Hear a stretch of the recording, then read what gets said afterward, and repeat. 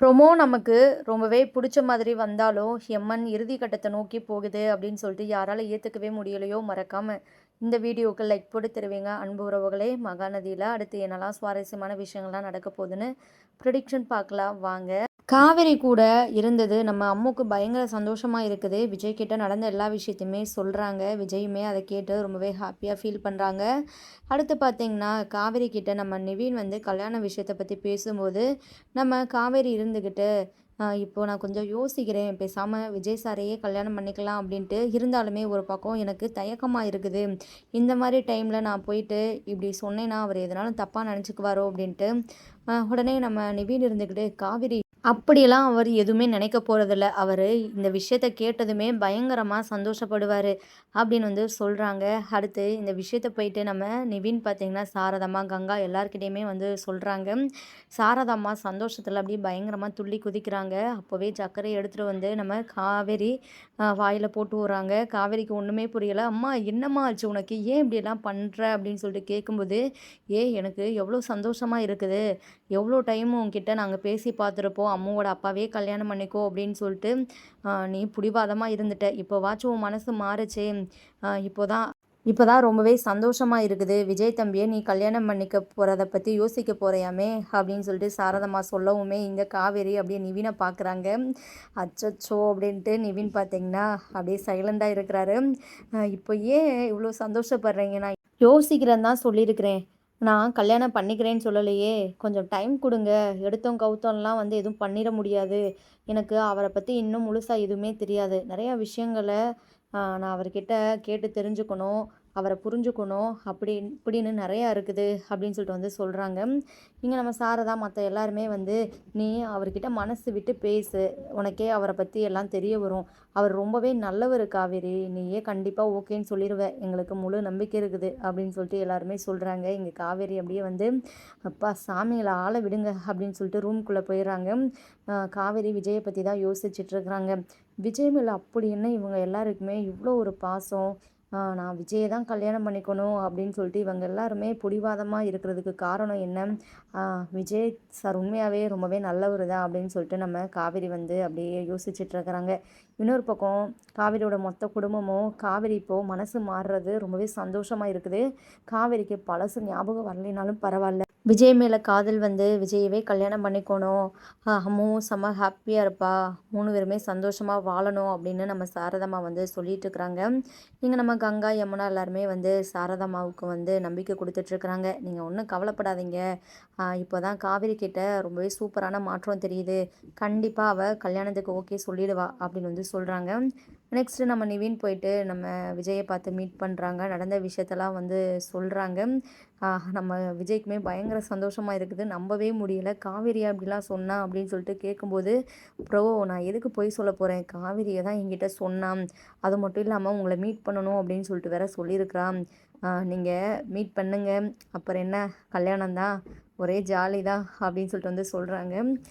இங்க தாத்தா கிட்டயுமே நம்ம விஜய் போயிட்டு விஷயத்த சொல்றாங்க. தாத்தா, ராதா எல்லாருமே ரொம்பவே சந்தோஷப்படுறாங்க. அதை விட நம்ம அம்மு பல மடங்கு சந்தோஷப்படுறாங்க. "அப்பா அப்போ அ அம்மாவும் நீங்களும் மறுபடியும் கல்யாணம் பண்ணிக்குவீங்களா?" அப்படின்னு சொல்லிட்டு வந்து "ஆமா செல்லக்குட்டி. அப்பா, அம்மா கல்யாணத்த நீயே முன்ன நின்னு பார்க்க போற." அப்படின்னு விஜய் வந்து சொல்லும்போது, இங்க நம்ம அம்மு பார்த்தீங்கன்னா, செம்ம ஒரு ஆர்வமா இருக்கிறாங்க. "சீக்கிரமே கல்யாணம் பண்ணிக்கோங்க. சீக்கிரமே கல்யாணம் பண்ணி என் அம்மாவ வீட்டுக்கு கூட்டிட்டு வாங்க. அவங்களோட நான் ஜாலியா இந்த வீட்ல வந்து இருக்கணும்." அப்படின்னு வந்து சொல்றாங்க. இங்க ராதா, தாத்தாலாம் இருந்துக்கிட்டு, "அம்மு இன்னும் கொஞ்ச நாள் வெயிட் பண்ணிக்கோ. நீ ஆசைப்பட்ட மாதிரி எல்லாமும் நடக்கும்." அப்படின்னு வந்து சொல்றாங்க. நெக்ஸ்ட்டு பார்த்தீங்கன்னா, நம்ம காவேரி வந்து விஜய்க்கு கால் பண்றாங்க. காவேரியோட ஃபோன் கால் வரவுமே இங்க விஜய் சந்தோஷத்துல துள்ளி குதிக்கிறாங்க. ஆனா, எதுவுமே தெரியாத மாதிரி விஜய் காவேரி கிட்ட நார்மலா தான் பேசிக்கிறாங்க. சொல்லுங்க மிஸ். என்ன என்ன விஷயமா கால் பண்ணியிருக்கிறீங்க?" அப்படின்னு சொல்லிட்டு கேட்கவுமே, உங்களுக்கு ஃபர்ஸ்ட்டு டைம் இருக்குதா என்கிட்ட பேசுறதுக்கு? பேசிட்டு இருக்கும்போதே ஃபோனெல்லாம் கட் பண்ணிட்டு போயிற மாட்டீங்களே?" அப்படின்னு சொல்லிட்டு வந்து கேட்குறாங்க. "இல்ல, இல்ல சொல்லுங்க. நான் ஃப்ரீயா தான் இருக்கிறேன். இந்த மாதிரி நம்ம கல்யாண விஷயத்த பத்தி நான் யோசிச்சேன். நம்ம வெளிய ரெஸ்டாரண்ட்ல மீட் பண்ணலாமா?" அப்படின்னு சொல்லிட்டு வந்து கேட்கவுமே, விஜய் இருந்துக்கிட்டு, "சரி" அப்படின்னு சொல்லிட்டு வந்து சொல்லிர்றாங்க. அப்புறம் எதுவுமே பேசாம விஜய் ஃபோன கட் பண்ணிர்றாங்க. இங்க நம்ம காவேரிக்கு செம்ம டென்ஷன் ஆகுது. எவ்ளோ பெரிய விஷயம் சொல்லியிருக்கிறேன். கொஞ்சமாச்சும் சந்தோஷப்படுறாரா? எதுவுமே நம்மக்கிட்ட பெருசா பேசிக்கலையே! ஆ அப்படி என்ன இவருக்கு திமிரு? அப்படின்ட்டு நம்ம காவேரி பார்த்தீங்கன்னா, கொஞ்சம் டென்ஷன்ல தான் இருக்கிறாங்க. சரி மீட் பண்ண தானே போறோம். அங்கே வச்சு பேசி விஜய் காவேரியோட ஃபர்ஸ்ட் டைம் கல்யாணம் ஆக போற மாதிரியே வந்து ரொம்பவே வந்து துள்ளி குதிச்சிட்ருக்கிறாரு. இத பார்த்து நம்ம ராதா, தாத்தா எல்லாருமே செம்ம ஹாப்பியா இருக்கிறாங்க. நெக்ஸ்ட்டு பார்த்தீங்கன்னா, ரொம்பவே அழகா நம்ம காவேரியை பார்க்குறதுக்காக விஜய் கிளம்பி போறாரு. இன்னொரு பக்கம் நம்ம காவேரி கிட்டேயுமே இங்க சாரதாம்மா, கங்கா, யமுனா எல்லாருமே வந்து தயவு செஞ்சு ஒரு நல்ல முடிவா எடு. நாங்க ரொம்பவே நம்பிட்டுருக்குறோம். நீ நல்ல முடிவா தான் எடுப்ப. உனக்கு எல்லா விதத்துலயுமே பொருத்தமானவரு அந்த விஜய் தம்பி தான். அன்னைக்கு கூட்டிட்டு வந்தியே ஒரு மங்குஸ் மண்டைய, அவன்லாம் உனக்கு சரியானவனே கிடையாது. கொஞ்சமாச்சும் நாங்க சொல்றத கேட்டியா? இங்க பாரு, எதனாலும் தட்டி கழிச்சிராத. நல்லபடியா விஜய் தம்பி கூட பேசி இந்த கல்யாணத்துக்கு ஓகே சொல்லிடு அப்படின்னு வந்து சொல்றாங்க. இங்க நம்ம காவேரி இருந்துக்கிட்டு முடிஞ்சு போன விஷயத்தெல்லாம் எதுக்காக இப்போ பேசிட்டு இருக்கிறீங்க? அது மட்டும் இல்லாம மொத்த குடும்பமும் எதுக்காக தான் அவருக்கு இந்த அளவுக்கு சப்போர்ட் பண்றீங்க அப்படின்ட்டு எனக்கு ஒண்ணுமே புரியல. ஆனா, அவரு ரொம்பவே நல்லவரு அப்படின்னு சொல்லிட்டு எனக்குமே நல்லாவே தெரியும். நர்மதா விஷயத்துல அவர் வந்து நின்னது எனக்கு அப்போவே அவர் மேல ரொம்பவே நல்ல எண்ணம் வந்துருச்சு அப்படின்னு வந்து சொல்றாங்க. சரி, சரி பார்த்து பத்திரமா போயிட்டு வா அப்படி இப்படின்ட்டு இங்க எல்லாருமே காவேரிக்கு அட்வைஸ் பண்ணி கொள்றாங்க. தயவு செஞ்சு ஆள விடுங்க. நான் அவர பார்த்து பேசிட்டு என்னோட முடிவ சொல்றேன். என்ன இந்த அளவுக்கு டார்ச்சர் பண்ணாதீங்க அப்படின்னு சொல்லிட்டு நம்ம காவேரி கிளம்புறாங்க. அங்கே விஜய் ரெஸ்டாரண்ட்ல நம்ம காவேரிக்காக வெயிட் பண்ணிட்டு இருக்கிறாங்க. காவேரியுமே வராங்க. அப்படியே சிரிச்ச முகத்தோட கை காட்டுறாங்க நம்ம விஜய். விஜய பார்த்ததுமே காவேரி அப்படியே போறாங்க. 2 பேருமே பேசிக்கிறாங்க. விஜய் கிட்ட நிறைய விஷயங்கள நம்ம காவேரி வந்து கேட்குறாங்க. விஜயுமே வந்து பதில் சொல்றாரு. காவேரிக்குமே வந்து அவரு சொல்றது எல்லாமும் ஓகேவா இருக்குது. நீங்க என்ன கல்யாணம் பண்ணிக்கிட்டா உங்க ஒய்ஃப வந்து மறந்துடுவீங்க தானே! என்கிட்ட உங்க ஒய்ஃப பத்திலாம் எதுவுமே பேசிக்க மாட்டீங்கள்ல? அப்படின்லாம் வந்து கேட்கும்போது, விஜய் வந்து கொஞ்சம் கூட தயங்காம, என் வாழ்க்கையில நீங்க வந்ததுக்கப்புறம், நீங்க தான் எல்லாமும் அப்படின்னு வந்து சொல்றாங்க. இங்க காவேரி இருந்துக்கிட்டு ரொம்பவே சந்தோஷப்படுறாங்க. இருந்தாலுமே காவேரி இருந்துக்கிட்டு, உங்க ஒய்ஃப நீங்க அந்த அளவுக்கு பயங்கரமா வந்து காதலிச்சீங்களே, இப்போ நான் வந்ததுமே எப்படி உங்க ஒய்ஃப வந்து நீங்க மறந்துடுவேன்னு சொல்றீங்களே, எனக்கு ஒண்ணுமே புரியல அப்படின்ட்டு சில பல கொஸ்டினுமே கேட்குறாங்க. அதுக்குமே நம்ம விஜய் பார்த்தீங்கன்னா, அ ஆன்சருமே பண்றாங்க. என் ஒய்ஃபே நீ தானே காவேரி அப்படின்ட்டு மனசுக்குள்ளேயே வந்து நெனச்சுக்கிட்டு நம்ம காவேரி கேட்குறதுக்கெல்லாம் வந்து நம்ம விஜய் வந்து பதில் சொல்லிகிட்ருக்குறாங்க. அடுத்து நம்ம காவேரி இருந்துக்கிட்டு யோசிக்கிறாங்க. இங்க விஜய் இருந்துக்கிட்டு காவேரி இப்போ என்ன முடிவெடுக்க போறான்னு தெரியலையே அப்படின்னு சொல்லிட்டு ஒரு பக்கம் பதட்டத்திலேயே இருக்கிறாங்க. இன்னொரு பக்கம் வீட்ல எல்லாருக்குமே வந்து அப்படியே தலகால் புரியாம தான் இருக்குது.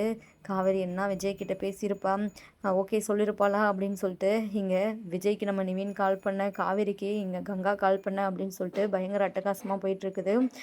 நெக்ஸ்ட்டு பார்த்தீங்கன்னா, நம்ம காவேரி இருந்துக்கிட்டு நான் நல்லா யோசிச்சேன். எனக்கு ஓகே தான் உங்கள கல்யாணம் பண்ணிக்க.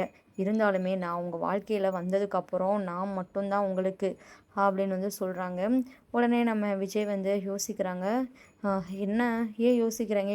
அம்முன்னு ஒரு ஜீவன் இருக்குதே! மறந்துட்டீங்களா காவேரி மிஸ்? அப்படின்னு சொல்லிட்டு கேட்கும்போது, அம்முவெல்லாம் நான் வந்து சேர்க்கவே மாட்டேன். அம்மு எப்போதுமே உங்களுக்கும் சரி, எனக்கும் சரி எப்போதுமே இம்பார்ட்டன்ட் தான்.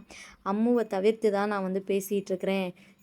வேறு எந்த பொண்ணுக்குமே உங்க வாழ்க்கையில என்ன தவிர இடமே இல்ல. அப்படின்னு சொல்லிட்டு நம்ம காவேரி இருந்துக்கிட்டு சொல்லும்போது, விஜய் அப்படியே சிரிக்கிறாங்க.